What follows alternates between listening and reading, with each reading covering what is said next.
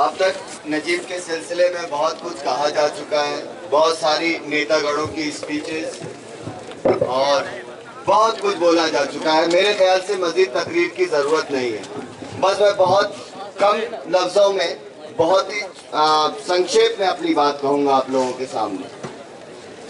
बस इतना कहना चाहता हूँ, न किसी मर्तबे की ख्वाहिश न कोई मुकाम चाहते हैं, जो बदल सके ज़माना वो निज़ाम चाहते हैं। जो मसरतों से भर दे गमे ज़िंदगी का दामन, वही सुबह चाहते हैं, वही शाम चाहते हैं। अब दामन इतना गमों से भर चुका है, इतनी ज़्यादा बेचैनी पूरे हिंदुस्तान में हो चुकी है। 2014 से पहले कुछ लोगों ने एबीवीपी ज्वाइन किया होगा राष्ट्रवाद के जज्बे से, नेशनलिज्म के जज्बे से कि देश को बदलना है, भारत को नंबर 1 बनाना है। उस जमाने में कुछ लोग उनकी बातों में आ गए तो एबीवीपी ज्वाइन कर लिया, जो कि अखिल भारतीय विद्यार्थी परिषद। मगर आज वो एबीवीपी जो है ना, अंधभक्त विद्यार्थी परिषद है, वो अखिल भारतीय नहीं है। क्योंकि अखिल भारतीय मेरे कुछ दोस्त नॉन मुस्लिम है जो एबीवीपी का पार्ट थे, अब तो वो भी मुझसे आके कह रहे हैं कि पूरी दुनिया में हिंदुस्तान का खेल बन गया यार, ये कौन सी तंजीम ज्वाइन कर ली।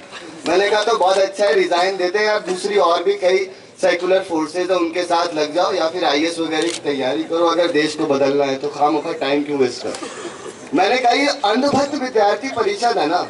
आप देखिए मोदी जी के आने के बाद कम्युनलिज्म की एक ऐसी वेव चल रही है चारों तरफ, देश बदलना है। और अमेरिका में दोनों हाथ खड़े करके बताइए 65% आबादी इस देश की 35 वर्ष से कम है। मोदी मोदी मोदी कौन सी नई बात बता दी यार।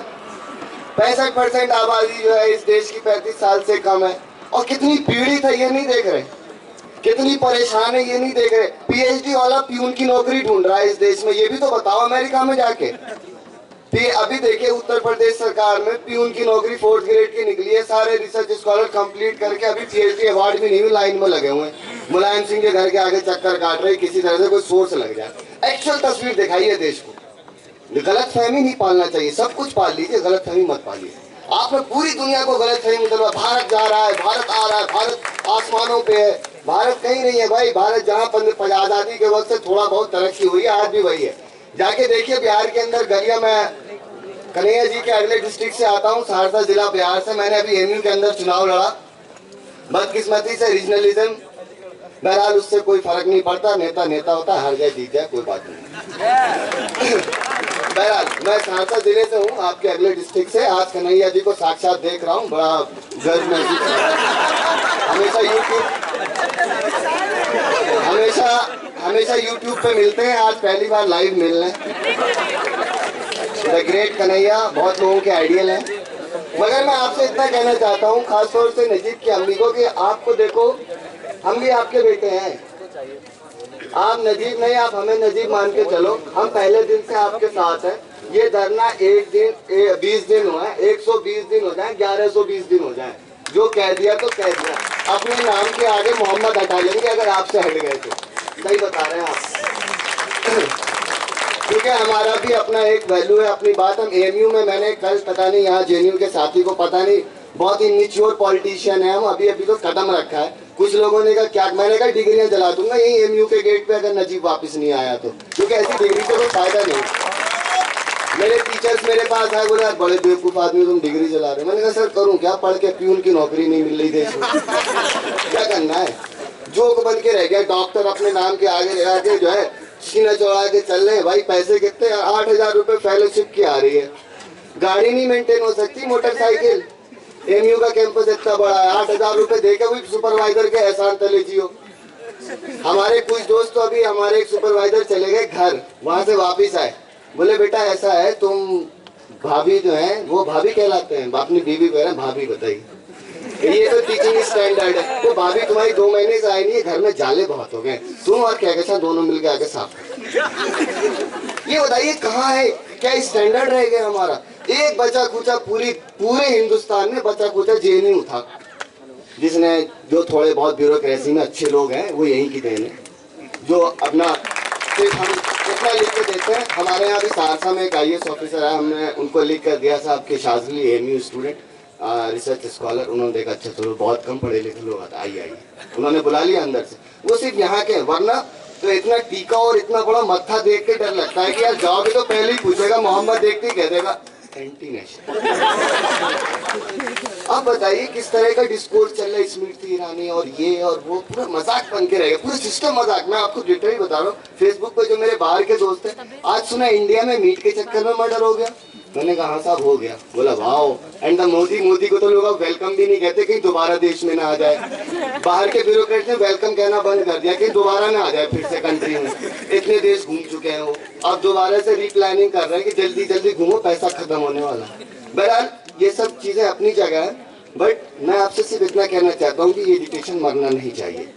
यहाँ पर जितने कॉमरेड मोहित हैं, शैला जी हैं, हमारे तबरेज भाई हैं, अररिया के हैं, हमारे पड़ोसी हैं, और मैं आप लोगों से कहना चाहता हूं कि हम आते रहे हैं, मगर अलीगढ़ बहुत बेसब्री से इंतजार कर रहा है कि जिस दिन आप इंडिया गेट कॉल करोगे, I promise to you people, there will be 6 or 7 buses from AMU इंशाल्लाह। We will certainly come. We will certainly come. We will, and as I told you on Jantar Mantar, I am ready to give my sacrifice of my life for Najib. As I told you, इंशाल्लाह आप depress मत होइएगा बिल्कुल भी। आपके साथ बहुत लोग हैं, आप अभी एक नजीब नहीं 1000 के हजारों नजीब आपके सामने खड़े, अच्छा आपके बेटे ही हैं। आपको बोल्ड रहना है एकदम। आप अगली बार रो के अपने आप को कमजोर मत दिखाइएगा, ठीक है। हम लोग बहादुर हैं, हम लोगों ने क्या क्या नहीं किया। इस देश का इतिहास पलट के देख लो, सब हमारा ही है। चाहे लाल किला देख लो, चाहे दिल्ली देख लो, सब हमारा है। तुम्हारा कुछ नहीं है। तुम्हारा तो आया है वो नाथूराम गोडसे, जिसने सेकुलरिज्म और क्या कहते हैं, जिसने महात्मा गांधी जैसी शख्सियत को, जिसने 2 देशों में आजादी की लड़ाई लड़ी, तुमने उसे दुनिया से आजाद कर दिया और आप कहते हो हम नेशनलिस्ट। आप बताइए, मैं कहता हूँ क्या फायदा है पढ़ने लिखने। हर दिन इनको काउंट है, खासतौर से अंधभक्तों को। अंधभक्त आजकल पता है क्या चल रहा है मार्केट में, वुडन की फिल्म बनने वाली है। हॉलीवुड वाले बहुत जल्दी यहाँ पे आके यहाँ का चीन चुरा के ले जाएंगे। तो वुडन की कैसे भागे जेल से वो लोग, लकड़ी की चाबी, माय गॉड, यूटेंसिल से भागे। 30 फीट मेरे ख्याल से एथलीट ट्रेनिंग लेने आएंगे सिमी के। वो लोग सोच रहे हैं कैसे मर गए यार, लॉन्ग जंप की ट्रेनिंग हम भी ले लेते हैं। कितनी ऊंची दीवार, कितनी जल्दी फांद गए, वाह। इन्हें तो कहता है अगले ओलंपिक में जो सबसे बड़ा मेडल होता, बड़ा मेडल थाली के बराबर मेडल दिया था। लो भाई तुम इतने जबरदस्त मतलब स्पोर्ट्स। अरे आप बताइए, आप बेटी कह रही है कि अब्बा को ड्यूटी मत लगाओ, हार्ट पेशेंट है, जिनके नाम पे कल शिवराज सिंह चौहान जी अर्थी लेके ऐसा लगा उनका जो है क्या कहते हैं सगा भाई मर गया।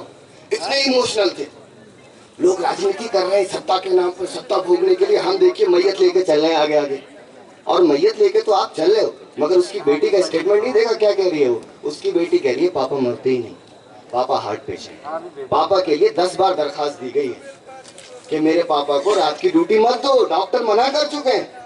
मगर साहब जेलर साहब और ये गरीब आदमी हर जगह पिसता है भाई, चाहे वो पुलिस में ही क्यों ना हो, ठीक है।